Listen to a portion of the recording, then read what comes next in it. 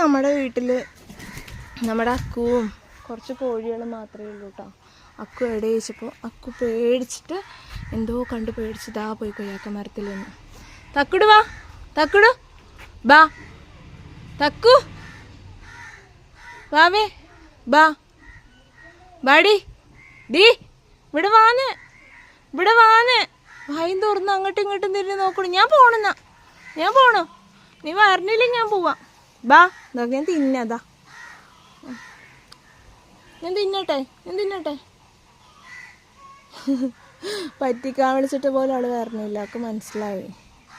തക്കുട് വാവേ വാടി. ഇനി ഒറ്റ വഴിയുള്ളൂ, വല്ല ചെടിച്ചട്ടിയിൽ എന്തെങ്കിലും ഇളക്കി കഴിഞ്ഞ് ചിലപ്പോൾ ഇങ്ങോട്ട് വരാൻ ചാൻസ് ഉണ്ട്. നോക്കിക്കോ നോക്കിക്കോ, ഇപ്പോൾ വരാൻ ചാൻസ് ഉണ്ട്. തക്കുട് വാടി. നോക്ക് ഞാൻ പറഞ്ഞില്ലേ, ഇറക്കി കഴിഞ്ഞാൽ വേഗം വരും.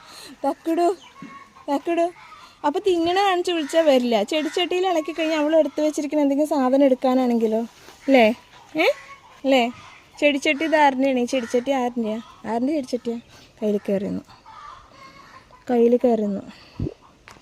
എൻ്റെ ഫോണിൻ്റെ പൗച്ച് പിടിച്ച് വലിക്കല്ലേ പൊന്നെ, ഫോണിൻ്റെ പൗച്ച് പിടിച്ച് വലിക്കല്ലേ പൊന്നെ. എൻ്റെ പൊന്നു തക്കടുവാണിത്, ഉമ്മാൻ്റെ പൊന്നു തക്കടുവാണിത്. തലയിൽ മുടി പൊന്തണം നോക്ക്, പൊന്നു തലയിൽ മുടി പൊന്തണം നോക്ക്. അച്ചടി ഉമ്മാൻ്റെ ഫോണിൽ പിടിച്ച് വലിച്ചല്ലേ, ഫോണിൽ പിടിച്ച് വലിച്ചല്ലേ.